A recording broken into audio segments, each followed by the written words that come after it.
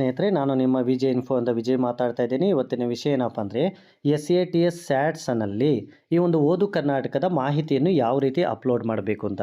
ಮೊದಲಿಗೆ HM login ಮಾಡಬೇಕು ಸ್ನೇಹಿತರೆ. HM ಲಾಗಿನ್ ಆದಮೇಲೆ ಮತ್ತೆ assistant ಲಾಗಿನ್ನು. ನೆನಪಿಟ್ಕೊಳ್ಳಿ, first time HM login ಆಗಬೇಕು. HM ಲಾಗಿನ್ ಅಂದರೆ ಯಾವ ರೀತಿ ಮಾಡಬೇಕಂದ್ರೆ, ನಾವು ಗೂಗಲ್ಗೆ ಹೋಗಿ ಈ ಒಂದು SATS ಸ್ಯಾಟ್ಸ್ DSCRT ಅಂತ ಟೈಪ್ ಮಾಡಬೇಕು ಸ್ನೇಹಿತರೆ.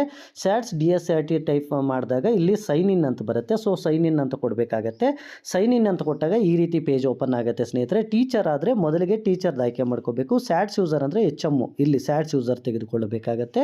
ಸೊ ಮೊದಲಿಗೆ ನೆನಪಿಟ್ಕೊಳ್ಳಿ, ಮತ್ತೆ ಹೇಳ್ತಾ ಇದ್ದೀನಿ, HM ಕೆಲಸ ಆದಮೇಲೆ ಮತ್ತೆ ಅಸಿಸ್ಟೆಂಟ್ ಕೆಲಸ. ಸೊ HM ಟೀಚರ್ನ ಅಸೈನ್ ಮಾಡಬೇಕು. ಅಸೈನ್ ಆದಮೇಲೆ ಮತ್ತೆ ಟೀಚರ್ ಆದವರು ಮತ್ತೆ ಯಾವ ರೀತಿ ಎಂಟ್ರಿ ಮಾಡಬೇಕಂತ ಹೇಳ್ತಾ ಹೋಗ್ತೀನಿ ಸ್ನೇಹಿತರೆ. ಮೊದಲಿಗೆ ಈಗ ಶಾಲೆಯ ಒಂದು SATSನ ಯೂಸರ್ ಐ ಡಿಯನ್ನು ಇಲ್ಲಿ ಹಾಕ್ತೀನಿ ಸ್ನೇಹಿತರೆ. ನಾನು SATSನ ಯೂಸರ್ ಐ ಡಿ.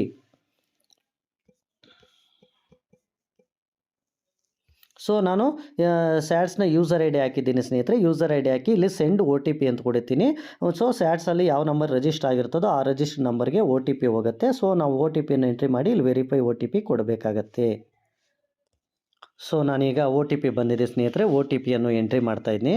547528 ಅನ್ನು ಕೊಟ್ಟು ಇಲ್ಲಿ ವೆರಿಫೈ OTP ಕೊಡಬೇಕಾಗತ್ತೆ.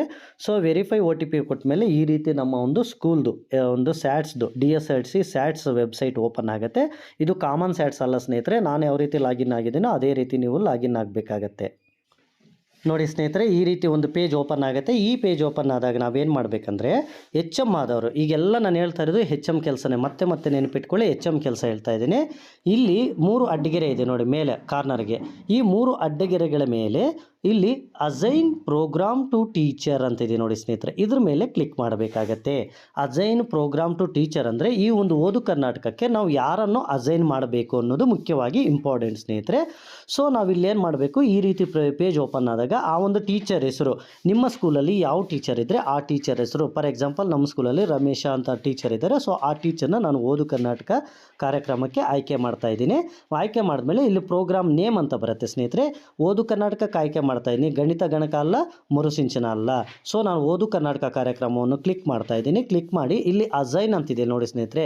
ನಿಮ್ಮಲ್ಲಿ 4-5 ಜನ ಟೀಚರ್ಸ್ ಇದ್ದರೆ ಅವರೆಲ್ಲರ ಹೆಸರು ಸಹ ಇಲ್ಲಿ ಶೋ ಆಗುತ್ತೆ. ನೀವೇನು ಟೆನ್ಷನ್ ಪಡೋ ಅವಶ್ಯಕತೆ ಇಲ್ಲ ಸರಿ. HPS ಆದರೆ, ಸೊ ಇದು LPS ಆಗಿರೋದ್ರಿಂದ ಒಬ್ಬೇ ಟೀಚರ್ನ ಹೆಸರು ತೋರಿಸ್ತಾ ಇದೆ. ಸೊ ನಾನು ಆ ಹೆಸರನ್ನ ಆಯ್ಕೆ ಮಾಡ್ತಾ ಇದ್ದೀನಿ. ಅಸೈನ್ ಮಾಡಿ ಇಲ್ಲಿ ಅಸೈನ್ ಅಂತ ಕೊಡಬೇಕಾಗತ್ತೆ ಸ್ನೇಹಿತರೆ. ಅಸೈನ್ ಅಂತ ಕೊಟ್ಟಾಗ are you sure you want to assign teacher to program ಅಂತ ಬರ್ತಾ ಇದೆ. ಎಸ್ ಸೇವ್ ಅಂತ ಕೊಡಬೇಕಾಗತ್ತೆ ಸ್ನೇಹಿತರೆ. ನೋ ಟೀಚರ್ ಅಸೈನ್ಡ್ ಸಕ್ಸಸ್ಫುಲ್ಲಿ ಅಂತ ಬರ್ತಾ ಇದೆ. ಸೊ ನಾನು ಇಲ್ಲಿ ಕೊಟ್ಟಿದ್ದೇನೆ ನೋಡಿ ಸ್ನೇಹಿತರೆ. ಸೀರಿಯಲ್ ನಂಬರ್, ಟೀಚರ್ ನೇಮ್, ಅವ್ರ KG ನಂಬರ್, ಪ್ರೋಗ್ರಾಮ್ ಮತ್ತು ರಿಮೂವ್ ಅಂತಿದೆ. ಸೊ ನನಗೆ ಈ ಟೀಚರ್ ಬೇಡ, ನೆಕ್ಸ್ಟ್ ಇಯರ್ಗೆ ಬೇರೆ ಟೀಚರ್ನ ಹಾಕ್ಕೊತೀನಿ ಅಂದರೆ ಇಲ್ಲಿ ರಿಮೂವ್ ಮಾಡಿ ಮತ್ತು ಸೇಮ್ ಇಲ್ಲಿ ಟೀಚರ್ ನೇಮ್ ಅಸೈನ್ ಮಾಡ್ಕೋಬೇಕು, ಪ್ರೋಗ್ರಾಮ್ ನೇಮ್ ಅಸೈನ್ ಮಾಡ್ಕೋಬೇಕು. ಇಷ್ಟು ಕೆಲಸ HM ಲಾಗಿನ್ನಲ್ಲಿ ಆಗಬೇಕಾಗತ್ತೆ ಸ್ನೇಹಿತರೆ. ಇಷ್ಟು ಕೆಲಸ ಅಂದರೆ ಮೊದಲಿಗೆ ಈಗ ಇಷ್ಟೊತ್ತು ಹೇಳಿದ್ದು ನಾನು HM work. Next assistant work. ಅಸಿಸ್ಟೆಂಟ್ಗೆ ಈಗ ಈ ಟೀಚರ್ಗೆ ನಾನು ಅಸೈನ್ ಮಾಡಿದ್ದೇನೆ. ಓದು ಕರ್ನಾಟಕ ಕಾರ್ಯಕ್ರಮಕ್ಕೆ ನಾನು ಅಸೈನ್ ಮಾಡಿದ್ದೇನೆ. ಅಸೈನ್ ಮಾಡಿದ ಮೇಲೆ ಆ ಒಂದು ನೆಕ್ಸ್ಟು ಟೀಚರು ಯಾವ ರೀತಿ ಲಾಗಿನ್ ಆಗಬೇಕು, ಆ ಒಂದು KGID ನಂಬರ್ ಹಾಕಿ ಯಾವ ರೀತಿ ಲಾಗಿನ್ ಆಗಿ ಯಾವ ರೀತಿ ಎಂಟ್ರಿ ಮಾಡಬೇಕು ಅನ್ನೋದನ್ನು ಹೇಳ್ತಾ ಹೋಗ್ತೇನೆ ಸ್ನೇಹಿತರೆ. ಸೊ ನಾನೀಗ HM ಲಾಗಿನ್ನ ಲಾಗೌಟ್ ಆಗಿ ಅಸಿಸ್ಟೆಂಟ್ ಲಾಗಿನ್ ಯಾವ ರೀತಿ ಲಾಗಿನ್ ಆಗಬೇಕು ಅಂತ ಹೇಳ್ತಾ ಹೋಗ್ತೀನಿ ಸ್ನೇಹಿತರೆ. ಇಲ್ಲಿ ನಾನು ಮ್ಯಾನ್ ಪಿಕ್ಚರ್ ಇದೆಯಲ್ಲ, ಸೊ ಈ ಪಿಕ್ಚರ್ ಮೇಲೆ ಕ್ಲಿಕ್ ಮಾಡಿ ಇಲ್ಲಿ ಲಾಗೌಟ್ ಅಂತ ಬರುತ್ತೆ. ಸೊ ಲಾಗೌಟ್ ಮೇಲೆ ಕ್ಲಿಕ್ ಮಾಡಿ, ಲಾಗೌಟ್ ಅಂತ ಕ್ಲಿಕ್ ಮಾಡಿದ್ಮೇಲೆ ನೆಕ್ಸ್ಟ್ ನಮಗೆ ಈ ರೀತಿ ಪೇಜ್ ಓಪನ್ ಆಗುತ್ತೆ. ಮತ್ತು ಇಲ್ಲಿ ಸೊ ಲಾಗಿನ್ ಆಗಬೇಕಂದ್ರೆ ಈ ರೀತಿ ಬರುತ್ತೆ. ಈ ರೀತಿ ಪೇಜ್ ಬರೋಕ್ಕಂತೂ ನಾನು ಇಲ್ಲಿ ಆಲ್ರೆಡಿ ಹೇಳಿದ್ದೀನಿ ಸ್ನೇಹಿತರೆ. ಯಾವ ರೀತಿ ಅಂದರೆ, ನೀವೇನು ಮಾಡಬೇಕು, ನಿಮ್ಮ ಒಂದು ಮೊಬೈಲಲ್ಲಿ ಗೂಗಲ್ಗೆ ಹೋಗಿ ಸ್ಯಾಟ್ಸ್ DSRT ಅಂತ ಟೈಪ್ ಮಾಡಬೇಕು. ಸ್ಯಾಟ್ಸ್ DSRT ಟೈಪ್ ಮಾಡಿದಾಗ ಈ ರೀತಿ ಬರುತ್ತೆ. ಕರ್ನಾಟಕ ಸರ್ಕಾರ ಅಂತ ಸೈನ್ ಇನ್ ಅನ್ನು ಕೊಡಬೇಕಾಗತ್ತೆ. ಸೈನ್ ಇನ್ ಅನ್ನು ಕೊಟ್ಟಾಗ ಈ ರೀತಿ ಟೀಚರ್ ಬರುತ್ತೆ ಸ್ನೇಹಿತರೆ. ಟೀಚರ್ ಬಂದಾಗ ನಾವು ಆವಾಗಲೇ ಆಯ್ಕೆ ಮಾಡಿದ್ವಲ್ಲ, HM ಅವರಾದವರು ಆಯ್ಕೆ ಮಾಡಿದ್ರಲ್ಲ, ಆ ಟೀಚರ್ನ KGID ನಂಬರ್ ಹಾಕಿ ಇಲ್ಲಿ ಲಾಗಿನ್ ಆಗಬೇಕು. ಯಾವ ಟೀಚರ್ ಹಾಕಿರ್ತಾರೋ ಆ ಟೀಚರ್ಗೆ ಅಷ್ಟೇ, ಉಳಿದಿದ್ದ ಟೀಚರ್ಗೆ ಇದು ಓಪನ್ ಆಗಲ್ಲ. ಮತ್ತೆ ಹೇಳ್ತಾ ಇದ್ದೀನಿ ನೋಡಿ ಸ್ನೇಹಿತರೆ, ಉಳಿದಿದ್ದ ಟೀಚರ್ಸ್ಗೆ ಇದು ಓಪನ್ ಆಗಲ್ಲ. ಸೊ ಈಗ ಟೀಚರ್ ಲಾಗಿನ್, HM ಯಾವ ಟೀಚರ್ನ ಆಯ್ಕೆ ಮಾಡಬೇಕು ಅನ್ನೋದು ಆ ಕೆಲಸ, HM ಕೆಲಸ ಮುಗೀತು. ಈಗ ಅಸಿಸ್ಟೆಂಟು ಯಾವ ರೀತಿ ಲಾಗಿನ್ ಆಗಬೇಕು, ಅವರ KGID ನಂಬರ್ ಹಾಕಿ ಲಾಗಿನ್ ಆಗಬೇಕು ಸ್ನೇಹಿತರೆ. ಸೊ ಇಲ್ಲಿ KGID ನಂಬರ್ ಹಾಕಿ ನಾನು OTP ಕೊಡ್ತಾ ಇದ್ದೀನಿ. ಸೊ OTP ಆ ಒಂದು KGID ಲಿಂಕ್ಡ್ ನಂಬರ್ಗೆ OTP ಹೋಗುತ್ತೆ. ಸೊ OTP ಬಂದಿದೆ ಸ್ನೇಹಿತರೆ. ಈಗ OTPಯನ್ನು ಎಂಟ್ರಿ ಮಾಡ್ತಾ ಇದ್ದೀನಿ. ಸೊ ಒ ಟಿ ಪಿನ ಎಂಟ್ರಿ ಮಾಡಿ ವೆರಿಫೈ ಒ ಟಿ ಪಿ ಕೊಡಬೇಕಾಗತ್ತೆ. ವೆರಿಫೈ ಒ ಟಿ ಪಿ ಕೊಟ್ಟಾಗ ಈ ರೀತಿ ಪೇಜ್ ಓಪನ್ ಆಗುತ್ತೆ ಸ್ನೇಹಿತರೆ. ಈ ರೀತಿ ಪೇಜ್ ಓಪನ್ ಆದಾಗ ನಾವೇನು ಮಾಡಬೇಕು, ಇಲ್ಲಿ 3 ಅಡ್ಡಗೆರೆ ಇದೆ ನೋಡಿ ಸ್ನೇಹಿತರೆ. ನಾವು ಇಲ್ಲಿ ಆಯ್ಕೆ ಮಾಡಿದ ಟೀಚರ್ ಮಾತ್ರ ಈ ಕೆಲಸ ಮಾಡಬೇಕು. ಎಚ್ ಎಮ್ ಆದವರು ಆಯ್ಕೆ ಮಾಡಿದ ಟೀಚರ್ ಮಾತ್ರ ಈ ಕೆಲಸ ಮಾಡಬೇಕು. ಇಲ್ಲಿ ಅಡ್ಡಗೆರೆ ಬಂದಿದೆ, ಇಲ್ಲಿ ಓಪನ್ ಮಾಡಿದ ತಕ್ಷಣ ಇಲ್ಲಿ ಓದು ಕರ್ನಾಟಕ ಅಂತ ಬಂತು. ಸೊ ಓದು ಕರ್ನಾಟಕ ಮೇಲೆ ಕ್ಲಿಕ್ ಮಾಡಿದೆ. ಓದು ಕರ್ನಾಟಕ ಅಸೆಸ್ಮೆಂಟ್ ಅಂತ ಬಂತು. ಮತ್ತು ಸೊ ಓದು ಕರ್ನಾಟಕ ಅಸೆಸ್ಮೆಂಟ್ ಮೇಲೆ ಕ್ಲಿಕ್ ಮಾಡಿದೆ. ಇನ್ನೂ ಒಂದ್ಸಲಿ ನೋಡ್ಕೊಳ್ಳಿ ಬೇಕಾದರೆ ಸ್ನೇಹಿತರೆ. ಇಲ್ಲಿ ಮೇಲೆ 3 ಅಡ್ಡಗೆರೆ ಇದೆಲ್ಲ, ಬೇಕಾದರೆ 3 ಅಡ್ಡಗೆರೆ ಮೇಲೆ ಕ್ಲಿಕ್ ಮಾಡಿ ಈ ಥರ ಜೂಮ್ ಮಾಡಿ ತೋರಿಸ್ತಾ ಇದ್ದೀನಿ. ಮತ್ತು ಇಲ್ಲಿ ಓದು ಕರ್ನಾಟಕ ಅಂತ ಬರುತ್ತೆ. ಸೊ ಓದು ಕರ್ನಾಟಕ ಅಸೆಸ್ಮೆಂಟ್ ಅಂತ ಬರುತ್ತೆ, ಅದ್ರ ಮೇಲೆ ಕ್ಲಿಕ್ ಮಾಡಿ. ನೆಕ್ಸ್ಟ್ ನಮಗೆ ಈ ಒಂದು ಪೇಜು ಓಪನ್ ಆಗುತ್ತೆ. ಈ ರೀತಿ ಪೇಜ್ ಓಪನ್ ಆಗುತ್ತೆ ಸ್ನೇಹಿತರೆ. ಇಲ್ಲಿ ಸೆಲೆಕ್ಟ್ ಕ್ಲಾಸ್, ಯಾವ ಕ್ಲಾಸ್ ಅಂತ ತೆಗೆದುಕೊಳ್ಳಬೇಕು. 4ನೇ ತರಗತಿ. ಸೆಲೆಕ್ಟ್ ಅಸೆಸ್ಮೆಂಟ್ ಟೈಪ್ ಅಂತಿದೆ. ಸೊ ಇದರಲ್ಲಿ 3 ಟೈಪ್ ಅಸೆಸ್ಮೆಂಟ್ ಮಾಡ್ತೀವಿ ನಾವು. ಮೊದಲನೇದು ಬೇಸ್ ಲೈನು, ಎರಡನೇದು ಮಿಡ್ ಲೈನು, ಲಾಸ್ಟ್ನೇದು ಎಂಡ್ ಲೈನು. ಸೊ ಪ್ರಾರಂಭಿಕ ಹಂತ, ಮಧ್ಯಂತರ ಹಂತ, ಅಂತಿಮ ಹಂತ ಅಂತ. ಸೊ ನಾನು ಈಗೇನು ಮಾಡ್ತಾ ಇದ್ದೀನಿ, ಬೇಸ್ ಲೈನನ್ನು ತೆಗೆದುಕೊಳ್ತಾ ಇದ್ದೇನೆ ಸ್ನೇಹಿತರೆ. ಬೇಸ್ ಲೈನ್ ತೆಗೆದುಕೊಂಡಾಗಲೇ ಸೆಲೆಕ್ಟ್ ಲೆವೆಲ್, ಯಾವ ಲೆವೆಲಲ್ಲಿದೆ. ಸೊ ಬೇಸಿಕ್ ಲೆವೆಲ್ ಅಂತ ಆಯ್ಕೆ ಮಾಡ್ಕೊತಾ ಇದ್ದೀನಿ. ಡೇಟು, ಯಾವ ಡೇಟ್ಗೆ ಮಾಡಿದ್ದಾರೆ. ಸೊ ಜನವರಿ 2 ಅಂತ ಆಗ್ತಾ ಇದ್ದೀನಿ ಸ್ನೇಹಿತರೆ. ಜನವರಿ 2 ಆಗ್ತಾ ಇದ್ದೀನಿ. ಮತ್ತು ಇಲ್ಲಿ ಸರ್ಚ್ ಲೆವೆಲ್ ಕೊಡ್ತಾ ಇದ್ದೀನಿ. ಸರ್ಚ್ ಅಂತ ಕೊಡಬೇಕಾಗತ್ತೆ ಸ್ನೇಹಿತರೆ. ಸರ್ಚ್ ಅಂತ ಕೊಟ್ಟಾಗ ನಮಗೆ ಆ ಮಕ್ಕಳ ಹೆಸರು ಬರುತ್ತೆ ಸ್ನೇಹಿತರೆ. ಪ್ರತಿಯೊಂದು ಮಕ್ಕಳ ಹೆಸರು ಬರುತ್ತೆ. ಈ ರೀತಿ ನೀವು ಫಸ್ಟ್ ಈಗ ನನ್ನಲ್ಲಿ ಒಂದೇ ಮಗು ಇರೋದು. ಸೊ 4ನೇ ಕ್ಲಾಸಲ್ಲಿ. ಸೊ ಒಂದೋ ಮಗು ಬಂದಿದೆ, ಆ ಮಗುವಿನ ಸ್ಯಾಟ್ಸ್ ನಂಬರ್ ಬಂದಿದೆ, ಆ ಒಂದು ನೇಮ್ ಬಂದಿದೆ, ಸ್ಟೂಡೆಂಟ್ ನೇಮ್ ಬಂದಿದೆ. ಮತ್ತು ಇಲ್ಲಿ ಸ್ಯಾಂಪಲ್ ನಂಬರ್ ಅಂತ, ಇದು ಸುಮಾರು ಇಂಪಾರ್ಟೆಂಟ್ ಸ್ನೇಹಿತರೆ ನಿಮಗೆ. ಸ್ಯಾಂಪಲ್ ನಂಬರ್ ಅಂದರೆ ನಾವೇನು ಮಾಡ್ತೀವಿ ಅಂದರೆ, ಮಕ್ಕಳ ಒಂದು ಶಾಲೆಯಲ್ಲಿ ಒಂದು 10 ಮಕ್ಕಳು ಇರ್ತಾರೆ ಅಂದ್ಕೊಳ್ಳಿ. 10 ಮಕ್ಕಳಲ್ಲಿ 1ರಿಂದ 4ನೇ ಮಕ್ಕಳವರೆಗೂ ಒಂದನೇ ಮಗುಗೆ 1 ಕೊಡ್ತೀವಿ, ಎರಡನೇ ಮಗುಗೆ 2 ಕೊಡ್ತೀವಿ, 3ನೇ ಮಗುಗೆ 3 ಕೊಡ್ತೀವಿ, 4ನೇ ಮಗುಗೆ 4 ಕೊಡ್ತೀವಿ. ಮತ್ತು 5ನೇ ಮಗುಗೆ ಯಾವ್ದು ಕೊಡಬೇಕು, 1ನೇ ನಂಬರ್ ಅಷ್ಟೇ ಕೊಡಬೇಕು ಸ್ನೇಹಿತರೆ. ಮತ್ತು 6ನೇ ಮಗುಗೆ 2ನೇ ನಂಬರ್ ಕೊಡಬೇಕು, 7ನೇ ಮಗುಗೆ 3ನೇ ನಂಬರ್ ಕೊಡಬೇಕು, 8ನೇ ಮಗುಗೆ 4ನೇ ನಂಬರ್ ಕೊಡಬೇಕು. ಈ ರೀತಿ ಜಿಗ್ಜಾಗ್ ಟೈಪಲ್ಲಿ ನಾವು ಕೊಡ್ತಾ ಹೋಗ್ತೀವಲ್ಲ ಸ್ನೇಹಿತರೆ. ಫಾರ್ ಎಕ್ಸಾಂಪಲ್ ಆ ಮಗು ಯಾವುದಾದ್ರೂ ಆಬ್ಸೆಂಟ್ ಆಗಿದ್ದರೆ ಇಲ್ಲಿ ಎ ಬಿ ಅಂತಿದೆಯಲ್ಲ, ಅದನ್ನು ಕ್ಲಿಕ್ ಮಾಡಬೇಕು. ಸೊ ನಾನು ಈ ಮಗುಗೆ 1ನೇದು ಕೊಟ್ಟಿದ್ದೀನಿ, 1ನೇ ಒಂದು ಸ್ಯಾಂಪಲ್ ನಂಬರ್ ಕೊಟ್ಟಿದ್ದೇನೆ. Next basic reading.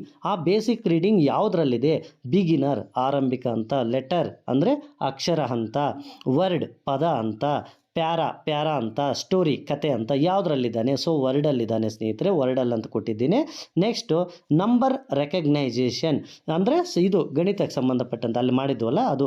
ಸೊ ಬಿಗಿನರಲ್ಲಿದ್ದಾನ, 1 ಅಂಕಿ ಸಂಖ್ಯೆಯಲ್ಲಿದ್ದಾನ, 2 ಅಂಕಿ ಸಂಖ್ಯೆಯಲ್ಲಿದ್ದಾನ, 3 ಅಂಕಿಯಲ್ಲಿದ್ದಾನ, ಯಾವುದರಲ್ಲಿದ್ದಾನೆ ಅಂತ. ಸೊ ನಾವು ಹಾಕಬೇಕಾಗುತ್ತೆ. ಸೊ ಇಲ್ಲಿ ನಾನೇನು ಮಾಡ್ತೀನಿ, 2 ಅಂಕಿಯಲ್ಲೇ ಹಾಕ್ತಾಯಿದ್ದೀನಿ. ನನ್ನ ಒಂದು ಇದೆಲ್ಲ ನೀವು ಆಲ್ರೆಡಿ ನೋಟ್ ಮಾಡಿಟ್ಕೊಂಡಿದ್ದಬೇಕು ಸ್ನೇಹಿತರೆ. ನೋಟ್ ಮಾಡಿಟ್ಕೊಂಡು ನಿಮ್ಮ ಪಕ್ಕದಲ್ಲಿ ನಿಮ್ಮ ಒಂದು ಓದು ಕರ್ನಾಟಕದ ನೋಟ್ ಇರ್ತದಲ್ಲ, ಅದ್ರದ್ದು ಮೌಲ್ಯಮಾಪನದೆಲ್ಲ ಡೀಟೇಲ್ಸು ನಿಮ್ಗೆ ಓದು ಕರ್ನಾಟಕ ಸೆಟ್ಟಲ್ಲಿ ಕೊಟ್ಟಿರ್ತಾರಲ್ವ, ಅದನ್ನು ಇಟ್ಕೊಂಡು ಇಲ್ಲಿ ನೀವು ಇದನ್ನು ಓಪನ್ ಮಾಡಬೇಕು. ಇಲ್ಲಾಂದರೆ ಆಗೋಕ್ಕಾಗಲ್ಲ ಸ್ನೇಹಿತರೆ. ನೆಕ್ಸ್ಟು ಅಡಿಷನ್ ಅಂತ ಬರುತ್ತೆ. So addition cannot. ಕ್ಯಾನ್ ಅಂದರೆ ಮಾಡುತ್ತಾನೆ, ಕೆನಾಟ್ ಅಂದರೆ ಮಾಡುವುದಿಲ್ಲ. ಸೊ ಮಾಡುತ್ತಾನೆ. ಸಬ್ಸ್ಟ್ರಾಕ್ಷನ್ ಕ್ಯಾನ್ ಅಂದರೆ ಮಾಡುತ್ತಾನೆ, ಕೆನಾಟ್ ಅಂದರೆ ಮಾಡುವುದಿಲ್ಲ. ಸೊ ಕ್ಯಾನ್ ಮಾಡುತ್ತಾನೆ. ನೆಕ್ಸ್ಟು ಸಬ್ಸ್ಟ್ರಾಕ್ಷನ್ ಆಯಿತು. ನೆಕ್ಸ್ಟ್ ಮಲ್ಟಿಪ್ಲಿಕೇಶನ್ ಅಂದರೆ ಗುಣಾಕಾರ ಸ್ನೇಹಿತರೆ. ಸೊ ಗುಣಾಕಾರ ಮಾಡುತ್ತಾನೆ ಅಥವಾ ಮಾಡುವುದಿಲ್ಲ. ನೆಕ್ಸ್ಟ್ ಡಿವಿಷನ್ ಭಾಗಾಕಾರ ಸ್ನೇಹಿತರೆ. ಭಾಗಾಕಾರ ಮಾಡುತ್ತಾನೆ ಅಥವಾ ಮಾಡುವುದಿಲ್ಲ ಅಂತ. ಸೊ ಮಾಡುತ್ತಾನೆ ಸ್ನೇಹಿತರೆ. ಸಂಕಲನ, ವ್ಯವಕಲನ, ಗುಣಾಕಾರ, ಭಾಗಾಕಾರ. ಮಾಡುತ್ತಾನೆ, ಮಾಡುವುದಿಲ್ಲ. ಈ ರೀತಿ ನಾವು ಸೇವ್ ಮಾಡಬೇಕಾಗತ್ತೆ ಸ್ನೇಹಿತರೆ. ಸೇವ್ ಮಾಡಿದ್ರೆ ಇಲ್ಲಿ ನೋಡಿ ಅಸೆಸ್ಮೆಂಟ್ ಸೇವ್ಡ್ ಸಕ್ಸಸ್ಫುಲ್ಲಿ ಅಂತ ಬಂತು. ಇದು ಯಾವ ಹಂತ ಅಂದರೆ ಸ್ನೇಹಿತರೆ, ಇದು ಆರಂಭಿಕ ಹಂತ. ನೆಕ್ಸ್ಟ್ ಅದೇ ಮಗು ಕ್ಲಾಸ್ಗೆ ಮತ್ತೆ 4ನೇ ಕ್ಲಾಸೇ ತೆಗೆದುಕೊಳ್ಳಬೇಕು. ಸೆಲೆಕ್ಟ್ ಅಸೆಸ್ಮೆಂಟ್ ಟೈಪ್ ಅಂತ ಬೇಸ್ ಲೈನ್ ಆಯಿತು. ಈಗ ಮಿಡ್ಲ್ ಲೈನ್ ತಗೋಬೇಕು ಸ್ನೇಹಿತರೆ. ಮತ್ತು ಸೆಲೆಕ್ಟ್ ಲೆವೆಲ್ ಅಂದರೆ ಬೇಸಿಕ್ ಲೆವೆಲ್ ಅಂತ ಬರುತ್ತೆ. ನೆಕ್ಸ್ಟ್ ಸೆಲೆಕ್ಟ್ ಡೇಟ್ ಅಂದರೆ ಯಾವ ಡೇಟು. ಆವಾಗಲೇ ನಾನು ಯಾವ ಡೇಟ್ಗೆ ಹಾಕಿದ್ದೆ ಸ್ನೇಹಿತರೆ, ಮಾರ್ಚ್ 2ನೇ ತಾರೀಕು ಹಾಕಿದ್ದೆ. ಇದು 60 ದಿನಗಳ ಕಾರ್ಯಕ್ರಮ ಸ್ನೇಹಿತರೆ. ಸೊ 60 ದಿನ ಕಾರ್ಯಕ್ರಮಗಳಾದರೆ 60 ದಿನದಲ್ಲಿ ಇಲ್ಲಿಂದ 30 ದಿನ ಯಾವುದಾಗತ್ತೆ ಅಲ್ಲಿಗೆ ಹಾಕಬೇಕಾಗತ್ತೆ ಸ್ನೇಹಿತರೆ. ಅಂದರೆ ರಜಾ ದಿನಗಳನ್ನು ಹೊರತುಪಡಿಸಿರ್ತಾರೆ ಸ್ನೇಹಿತರೆ ಇದರಲ್ಲಿ. ಮತ್ತು ರಜಾ ದಿನಗಳನ್ನು ಬರೆಯುವ ಅವಶ್ಯಕತೆ ಇರುವುದಿಲ್ಲ. ರಜಾ ದಿನಗಳನ್ನು ಹೊರತುಪಡಿಸಿ ಮಾಡಬೇಕಾಗತ್ತೆ. ಸೊ ನಾನು ಫೆಬ್ರವರಿ 6ನೇ ತಾರೀಕು ನೋಡಿ ಸ್ನೇಹಿತರೆ, ಈಗ ಜನವರಿ 2ನೇ ತಾರೀಕು ಬೇಸ್ ಲೈನ್ ಅಂದರೆ ಆರಂಭಿಕದ್ದು ಹಾಕಿದ್ದೆ. ಸೊ ನಾನೀಗ ಫೆಬ್ರವರಿ 6ನೇ ತಾರೀಕು ನಾನೇನು ಮಾಡ್ತೀನಿ, ಈ ಒಂದು ಮಧ್ಯಂತರದ್ದು ಮಿಡ್ಲ್ ಲೈನ್ ವ್ಯಾಲ್ಯೂಯೇಷನನ್ನು ಹಾಕ್ತಾಯಿದ್ದೀನಿ. ಸರ್ಚ್ ಅಂತ ಕೊಡಬೇಕಾಗತ್ತೆ ಸ್ನೇಹಿತರೆ. ಸರ್ಚ್ ಅಂತ ಕೊಟ್ಟು ಆ ಮುಗುದೆಲ್ಲ ಮತ್ತೆ ಸೇಮ್ ಡೀಟೇಲ್ಸನ್ನು ಇಲ್ಲಿ ಎಂಟ್ರಿ ಮಾಡಬೇಕಾಗತ್ತೆ. ಇಲ್ಲಿ ಕೂಡ ಸೇಮ್ ಮಿಡ್ ಲೈನಲ್ಲಿ ಏನೇನು ಆನ್ಸರ್ ಬಂದಿದೆ ಅವೆಲ್ಲ ಎಂಟ್ರಿ ಮಾಡಬೇಕಾಗತ್ತೆ. ಮತ್ತು ಇದನ್ನು ಎಂಟ್ರಿ ಮಾಡಿ ಇಲ್ಲಿ ಸೇವ್ ಕೊಡಬೇಕಾಗತ್ತೆ. ಇದು ಸೇವ್ ಆದಮೇಲೆ ಮತ್ತೆ ಏನು ಮಾಡಬೇಕು ನಾವು, ಇಲ್ಲಿ ಎಂಡ್ ಲೈನ್, ಇಲ್ಲಿ ಕೊನೆಗೆ ಅಂತಿಮ ಮೌಲ್ಯಮಾಪನ ಎಂಡ್ ಲೈನ್ ತೆಗೆದುಕೊಳ್ಳಬೇಕಾಗತ್ತೆ. ಎಂಡ್ ಲೈನ್ ತೆಗೆದುಕೊಂಡು ಮತ್ತೆ ಇಲ್ಲಿ ಡೇಟನ್ನು ಆಯ್ಕೆ ಮಾಡ್ಕೋಬೇಕಾಗತ್ತೆ. ಸೊ ನನಗೆ ಎಂಡ್ ಲೈನ್ಗೆ ಡೇಟ್ ತೊಗೊತಾ ಇದ್ದೀನಿ ಸ್ನೇಹಿತರೆ. ನಾನು ಎಂಡ್ ಲೈನ್ಗೆ ಯಾವ್ದು ತೆಗೆದುಕೊಳ್ತಾ ಇದ್ದೀನಿ, ಸೊ ನಾನು 19ನೇ ತಾರೀಕು ತೆಗೆದುಕೊಳ್ತಾ ಇದ್ದೀನಿ. 19ನೇ ತಾರೀಕು ತೆಗೆದುಕೊಂಡು ಮತ್ತೆ ಏನು ಮಾಡಬೇಕು, ನಾವಿಲ್ಲಿ ಸರ್ಚನ್ನು ಕೊಡಬೇಕಾಗತ್ತೆ ಸ್ನೇಹಿತರೆ. ಸರ್ಚನ್ನು ಕೊಟ್ಟಾಗ ಮತ್ತೆ ಈ ಡೀಟೇಲ್ಸ್ ಎಲ್ಲ ಮಕ್ಕಳದು ಈ ರೀತಿ ತುಂಬಬೇಕಾಗತ್ತೆ. ಪ್ರತಿ ಮಗುದು ತುಂಬಿ ಇಲ್ಲಿ ಕೆಳಗೆ ಸೇವ್ ಕೊಡಬೇಕಾಗತ್ತೆ ಸ್ನೇಹಿತರೆ. ಇದನ್ನು ನೀವು ರಿಪೋರ್ಟ್ ರೂಪದಲ್ಲಿ ಯಾವ ರೀತಿ ಡೌನ್ಲೋಡ್ ಮಾಡ್ಕೋಬೇಕಂತನೂ ನಾನು ಹೇಳ್ತಾ ಹೋಗ್ತೀನಿ ಸ್ನೇಹಿತರೆ. ನಾನು ಫಾರ್ ಎಕ್ಸಾಂಪಲ್ ಒಂದು ಬೇಸ್ ಲೈನ್ ಅಷ್ಟೇ ನಿಮ್ಗೆ ತುಂಬಿ ತೋರಿಸಿದ್ದೇನೆ. ಸೊ ನಾನು ಇಲ್ಲಿ ರಿಪೋರ್ಟ್ ಲೈನಲ್ಲಿ ಯಾವ ರೀತಿ ಇದನ್ನು ರಿಪೋರ್ಟ್ ಡೌನ್ಲೋಡ್ ಮಾಡ್ಕೋಬೇಕಂತಲೂ ಹೇಳ್ತೀನಿ. ಈಗ ಒಂದು ಕ್ಲಾಸ್ದು ಬೇಸ್ ಲೈನು ಎಂಟ್ರಿ ಮಾಡೋದು ತಿಳಿಸಿದ್ದೀನಿ, ಮಿಡ್ ಲೈನ್ ಎಂಟ್ರಿ ಮಾಡೋದು ತಿಳಿಸಿದ್ದೀನಿ, ಎಂಡ್ ಲೈನು ಸಹ ಎಂಟ್ರಿ ಮಾಡೋದು ತಿಳಿಸಿದ್ದೀನಿ. ಫಾರ್ ಎಕ್ಸಾಂಪಲ್ ಈಗ ನಾನು ಬೇಸ್ ಲೈನ್ನ ಒಂದು ರಿಪೋರ್ಟು ಅಂದರೆ ಅದರ ಮಾಹಿತಿ ಎಲ್ಲ ನಾನು ಡೌನ್ಲೋಡ್ ಮಾಡ್ಕೋಬೇಕು ಸ್ನೇಹಿತರೆ. PDF ರೂಪದಲ್ಲಿ ಡೌನ್ಲೋಡ್ ಮಾಡ್ಕೋಬೇಕು. ಇಲ್ಲಿದೆ ನೋಡಿ ಸ್ನೇಹಿತರೆ, ಇಲ್ಲಿ 10 ಎಂಟೈರ್ಸ್ ಅಂತಿದೆ ನೋಡಿ ಸ್ನೇಹಿತರೆ. ಇಲ್ಲಿ PDF ಅಥವಾ ಎಕ್ಸೆಲ್ ಅಂತಿದೆ. ಸೊ ಈ PDF ಮೇಲೆ ಕ್ಲಿಕ್ ಮಾಡಿದಾಗ ಎಕ್ಸ್ಪೋರ್ಟ್ ಟು PDF ಅಂತ ಬಂತು. ಸೊ ಇಲ್ಲಿ ಡೌನ್ಲೋಡೆಡ್ ಓಪನ್ ಅಂತ ಕೊಡ್ತಾ ಇದ್ದೀನಿ ಸ್ನೇಹಿತರೆ. ಈ ರೀತಿ ಓಪನ್ ಬರ್ತಾ ಇದೆ ನೋಡಿ ಸ್ನೇಹಿತರೆ. ಈ ರೀತಿ ನನ್ನಲ್ಲಿರೋದು ಒಂದೇ ಮಗು. ಸೊ ಒಂದು ಲೈನ್ ಅಷ್ಟೇ ಬರುತ್ತೆ ಸ್ನೇಹಿತರೆ, ನೀವೇನು ಇದು ಮಾಡೋ ಅವಶ್ಯಕತೆ ಇಲ್ಲ. ಈ ರೀತಿ ಬರುತ್ತೆ ನೋಡಿ ಸ್ನೇಹಿತರೆ. ಈ ರೀತಿ ಬಂದಾಗ ನಾವೇನು ಮಾಡಬೇಕು, ಆ ಮಗುನ ನಾವು ಈ ರೀತಿ ಮಾಹಿತಿಯನ್ನು PDF ರೂಪದಲ್ಲಿ ಡೌನ್ಲೋಡ್ ಮಾಡಿಕೊಂಡು ನಾವು ಇಟ್ಕೋಬೋದು ಸ್ನೇಹಿತರೆ. ಈ ರೀತಿ ಈಗ ನಾವು 4ನೇ ಕ್ಲಾಸ್ದು 3 ಹಂತದ ಮೌಲ್ಯಮಾಪಗಳನ್ನು base line, mid line, end line ಸಹ 3 ತುಂಬಬೇಕಾಗತ್ತೆ. 3 ತುಂಬಿ ಎಂಟ್ರಿ ಮಾಡಬೇಕಾಗತ್ತೆ ಸ್ನೇಹಿತರೆ. 3 ತುಂಬಿ ಎಂಟ್ರಿ ಮಾಡಿದ ಮೇಲೆ ಅದು HM ಲಾಗಿನ್ಗೆ ಹೋಗುತ್ತೆ ಸ್ನೇಹಿತರೆ. HM ಲಾಗಿನಲ್ಲಿ ಅಲ್ಲೂ ಸಹ ನಾವು PDF ರೂಪದಲ್ಲಿ ಡೌನ್ಲೋಡ್ ಮಾಡ್ಬೋದು. ಈಗ 4ನೇ ಕ್ಲಾಸ್ ಆಯಿತು, ಮತ್ತು ಈಗ 5ನೇ ಕ್ಲಾಸು ಸೇಮ್ 5ನೇ ಕ್ಲಾಸು ಅಷ್ಟೇ ಸ್ನೇಹಿತರೆ. ಈ ರೀತಿ ಓಪನ್ ಮಾಡಿ ಈ ರೀತಿ base line, mid line, end line, so ಅದಕ್ಕೆ ಸಂಬಂಧಪಟ್ಟ ಡೇಟ್ಗಳಾಕಿ ಇಲ್ಲಿ ನಾವೆಲ್ಲ ಮಾಹಿತಿಯನ್ನು ಎಂಟ್ರಿ ಮಾಡಬೇಕಾಗತ್ತೆ ಸ್ನೇಹಿತರೆ. ಈ ಮಾಹಿತಿಯನ್ನು ನಾವೀಗ HM ಲಾಗಿನ್ನಲ್ಲೂ ಸಹ ನಾವು ನೋಡಬಹುದು ಸ್ನೇಹಿತರೆ. ಸೊ ಈ ರೀತಿಯಾಗಿ base line, mid line, end line ಎಲ್ಲ ಮಾಹಿತಿಯನ್ನು ನಾವು ಈ ಒಂದು ಸ್ಯಾಟ್ಸ್ DSRT ವೆಬ್ಸೈಟ್ನಲ್ಲಿ ಎಂಟ್ರಿ ಮಾಡಬೇಕಾಗತ್ತೆ ಸ್ನೇಹಿತರೆ. ಮೊಟ್ಟ ಮೊದಲ ಬಾರಿಗೆ HM ಆದವರು ಟೀಚರ್ನ ಅಸೈನ್ ಮಾಡಬೇಕು, ಯಾವ ಟೀಚರ್ ಈ ಕಾರ್ಯಕ್ರಮಕ್ಕೆ ಅಂತ. ಆಮೇಲೆ ಆ ಟೀಚರ್ನ ಅಸೈನ್ ಮಾಡಿದ್ಮೇಲೆ ಆ ಒಂದು ಟೀಚರ್ ಆದವರು ತಮ್ಮ KJD ನಂಬರ್ ಬಳಸಿ ಲಾಗಿನ್ ಆಗಿ, ಆ ಒಂದು ಲಾಗಿನ್ ಆದಮೇಲೆ base line, mid line, end line ಎಲ್ಲ ಮಾಹಿತಿಯನ್ನು ಅಪ್ಲೋಡ್ ಮಾಡಬೇಕಾಗತ್ತೆ. ಅಪ್ಲೋಡ್ ಮಾಡಿದ್ಮೇಲೆ ಅವನ ರಿಪೋರ್ಟ್ ಡೌನ್ಲೋಡ್ ಮಾಡಿ ನಿಮ್ಮ ಒಂದು ಸ್ಕೂಲಲ್ಲಿ ಪ್ರಿಂಟ್ ತೆಗೆದು ಇಡಬೇಕಾಗುತ್ತೆ ಸ್ನೇಹಿತರೆ. ಈ ರೀತಿ ಎಲ್ಲ ಶಿಕ್ಷಕರು ಈ ಒಂದು ಓದು ಕರ್ನಾಟಕ ಮಾಹಿತಿಯನ್ನು ಅಪ್ಲೋಡ್ ಮಾಡಬೇಕಾಗತ್ತೆ. ಏನಾದರೂ ಗೊಂದಲಗಳಿದ್ದರೆ, ಏನಾದರೂ ಕನ್ಫ್ಯೂಷನ್ ಇದ್ದರೆ ಇದೇ ಒಂದು ನನಗೆ ನನ್ನ ಒಂದು ವಿಡಿಯೋ ಕೆಳಗೆ ಕಾಮೆಂಟ್ ಬಾಕ್ಸ್ನಲ್ಲಿ ಕಾಮೆಂಟ್ ಹಾಕಿ. ದಯವಿಟ್ಟು ನಾನು ಖಂಡಿತ ಎಲ್ಲರಿಗೂ ಉತ್ತರ ಕೊಡ್ತಾ ಇದ್ದೀನಿ ಸ್ನೇಹಿತರೆ. ಖಂಡಿತ ಉತ್ತರ ಕೊಡ್ತೀನಿ. ಸ್ವಲ್ಪ ಲೇಟ್ ಆದರೂ ಉತ್ತರ ಕೊಟ್ಟೇ ಕೊಡ್ತೀನಿ ಖಂಡಿತ. ಇದೇ ರೀತಿ ನಿಮಗೆ ಇದೇ ಸ್ಯಾಟ್ಸ್ ಆಗಲಿ, UDIS ಆಗಲಿ, HRMS ಆಗಲಿ ಎಲ್ಲ ವಿಚಾರಗಳು ನಿಮ್ಗೆ ನೋಟಿಫಿಕೇಷನ್ ರೂಪದಲ್ಲಿ ಬರ್ತದೆ. ದಯವಿಟ್ಟು ನನ್ನ ಚಾನಲನ್ನು ಸಬ್ಸ್ಕ್ರೈಬ್ ಮಾಡ್ಕೊಳ್ಳಿ ಸ್ನೇಹಿತರೆ. ಥ್ಯಾಂಕ್ ಯು ಸ್ನೇಹಿತರೆ.